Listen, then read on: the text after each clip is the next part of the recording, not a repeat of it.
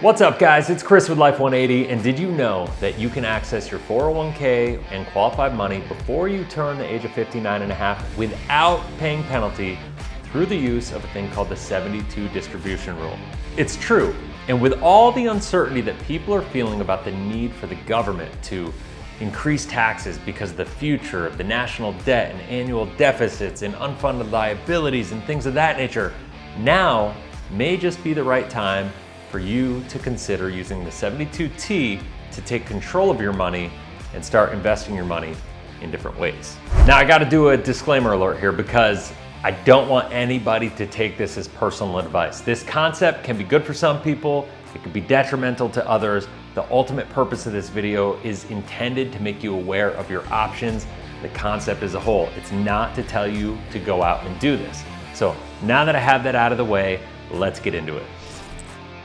What's going on, Cashflow hackers? It's Chris with Life 180, and anybody that has a qualified account and has tried to access that money for other investment opportunities before they turn the age of 59 and a half years old knows the frustration of learning about paying a 10% penalty to access your own money. Now, it seems like a little bit of a scam to me that the government would have you put your money into a tax-deferred account and then not only charge you the income taxes that you owe when you withdraw the money, but they're also gonna charge you a penalty fee of 10% if you try to take that money out before you're 59 and a half.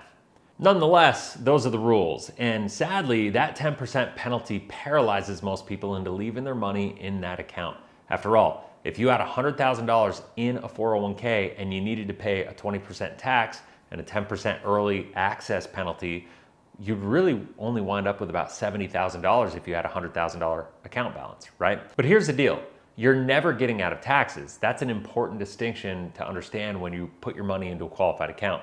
A lot of people think they're getting a tax deduction, but in reality, you're not getting a tax deduction. What you're getting is a tax deferral, and there's a big difference. It's important to know and understand that when you put your money into a qualified account like a 401k, you're not getting out of paying those taxes. You're simply kicking the tax can down the road. There is no getting out of paying taxes on your earned income. You're gonna pay it either now or you're gonna pay it in the future. However, if you are one of the millions of people who have money inside of a qualified account and you're wanting to access that money before you turn 59 and a half, you can actually avoid paying the penalty by using a 72T distribution. So let's talk about how that works. So the 72T allows you to take what's called substantially equal periodic payments, or SEP, S-E-P-P, from your qualified account based on a calculation of your life expectancy to avoid the 10% premature distribution penalty on the amounts that you would draw. But there are some rules to it. Let's talk about them. First, payments must last the longer of the following, either 5 years or until you're 59 and a half years old.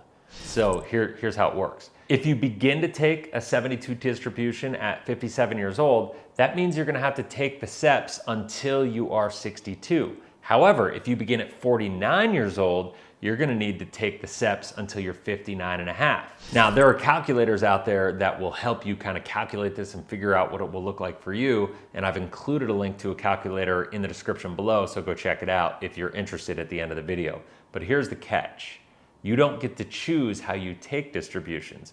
You need to calculate your distributions based on one of the IRS's approved methods. If only they would make it so simple. Now, there are 3 methods that the IRS is going to allow you to calculate by, so let's talk about what those 3 methods are. The required minimum distribution amount, the RMD method. Now, a lot of people are familiar with an RMD for having to take forced distributions from your qualified account when you hit a certain age. This is the simplest method for calculating your SEP, but it also produces the lowest payment possible.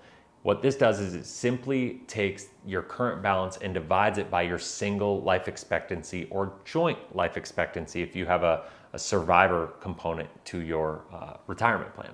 Now, with the RMD method, your payment is actually recalculated each year with your account balance as of December 31st of the preceding year and your current life expectancy. I know it's a tongue twister, but it's pretty straightforward once you get into it. This is the only method that allows for a payment that will change as your account value changes. If your account value goes up in value, your payment, your distribution can go up. If it goes down in value, your distribution will go down. Even though the RMD method provides the lowest payment, it may be the best distribution method if you expect wide fluctuations in the value of your account. Now, the second method is called the fixed amortization method. With this method, the amount to be distributed annually is determined by amortizing your account balance over your single life expectancy. With this method, you use the uniform life expectancy table or the joint life expectancy table with your oldest named beneficiary. And the third method is the fixed annuitization method. This method uses an annuity factor to calculate your SEP. And the annuitization method is actually probably one of the most complex methods. Now, the IRS explains it as taking the taxpayer's account balance divided by an annuity factor equal to the present value of an annuity of $1 per month beginning at the taxpayer's age attained in the first distribution year and continuing for life of the taxpayer. For example, if the annuity factor for a $1 per year annuity for an individual who's 50 years old is 19.087, assuming an interest rate of 3.8%, an individual with a $100,000 account balance would receive an annual distribution of $5,239. All you have to do there is go $100,000 divided by 19.087, and that equals $5,239. Once again, you don't have to know all that. You can go down and check it in the calculator below, but just know that this calculator is actually using the annuity 2003 mortality table for 2021. For 2022 and later, the updated life expectancy and distribution tables, which were finalized by the IRS in November of 2020, replaced the older annuity factors. Now, here's the thing with the annuity tables. The annuity factor tables are actually non-sex-based mortality tables, which if you know anything about those, that's actually kind of unique because with life insurance, mortality tables for women are more beneficial than men. So your annuitized SEP is based on your life expectancy only and not based on the age of your beneficiary. In addition, on July 3rd, 2002, the IRS actually ruled that you could change your distribution type one time without a penalty from the annuitized or amortized methods to the RMD distribution method. So why does this matter? Well, it would allow account holders the option to move from a fixed payment type to a payment that fluctuates annually with the value of their account. The primary reason for this exception is to allow individuals who've suffered large losses in their account values the option to reduce their distribution payment to prevent the retirement account from basically imploding and prematurely depleting. You can check more out on this rule if you go to Treasury.gov and look up ruling 2002-62, and it'll give you everything you need. Now, there are some risks with the 72T distribution, and I want to talk about a couple of those. So first and foremost, if payments are changed for any reason other than death or disability before their required distribution period ends, the distributions may be subject to a retroactive application of the premature distribution penalty. So if you screw that up, you still might wind up being responsible to pay that 10% penalty. But to make it worse, not only would you be responsible to pay the 10% early distribution penalty back, but you'd also be required to pay interest for all distributions beginning when you started the SEP in the first place. Now, I want to give a friendly reminder here. It's important to remember that while 72T distributions are not subject to the 10% penalty for early withdrawal, all taxes on the distributions must still be paid, right? Like, you cannot forget you're not getting out of those taxes. Furthermore, taking an early distribution from a retirement account is going to reduce the amount of money that you have available later in your years. So you got to be careful about that. Basically what I'm saying is, if you're going to do this, do it as part of a more comprehensive plan that you're going to execute. Do not do it for lifestyle unless you absolutely need to. There are risks on both sides of the equation. So the real question is, where do you want to take these risks? So when it comes to figuring out your account balance for a 72T distribution, there's some things to consider because remember, your account balance is going to fluctuate all over the map if it's invested differently, right? So unfortunately, the IRS has a little wiggle room here because it confuses people. But ultimately what they say is you need to use your account balance to determine what your SEP is going to be. And the IRS rules allow for an account balance to be determined in any reasonable manner based on the facts and circumstances. So if that's not vagueness, I don't know what is. Now, that can be good and it can be bad, right? Like we can find some loopholes potentially, but once again, talk to your accountant who will help you through this.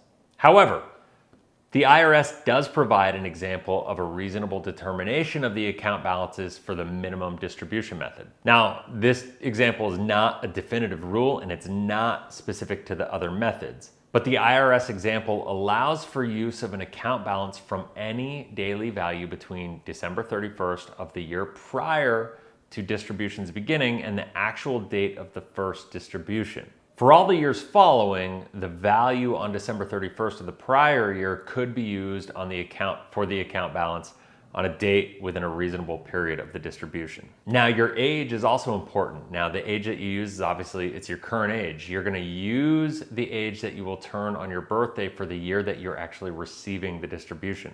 You can start taking distributions on June 1st, but if you turn the next year, if your birthday is on August 1st, you have to take your birthday on August 1st. And the age is important to figure out the mortality tables. That's something people, I think, miss a lot of times with this. Now, your beneficiary's age is also important if you have a survivor or joint life expectancy component to this.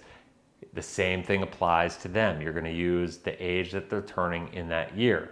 What a lot of people don't know is that you get to choose your life expectancy tables and that there are 3 different life expectancy tables that the IRS allows you to use when calculating your SEP with the fixed, amortized, or the RMD method. So once again, what I would do is I would go check out the link in the description below, check out that calculator, run it for yourself, see what it looks like. And if you want any help with this, you can reach out to us. I can connect you with my team. They can help guide you through what this looks like. I've got a full CFP staff, a full planning staff on that can help guide you through this. I know it's not simple, you know, and it's important to go through this process. If you're really considering doing this kind of liquidation, you need to do so with care. But I would really encourage you, if this is something you're looking to do, if you're looking for a consultation, if you'd like to see if this could be the right thing for you to do, reach out. I'll put you on a call with our CFP and he can help walk you through what the best options could look like for you. I strongly advise that you don't try to do this on your own or with anybody else who's not licensed to guide you through this process. If you decide to set up one of these calls, make sure that you reference that you're actually interested in a 72 distribution so I can make sure that I connect you with the right person on the team, because not everybody on the team is licensed to talk to you about this. Now, I hope you found value in this video. If you did, please share it and like it and get it out there to more people so people learn more options that they have to control their money. If you haven't already, make sure you subscribe and hit the bell. That way you're notified every time I launch a new video, as I have videos like this coming out every single day. Until next time, have a blessed, inspirational day. Talk soon.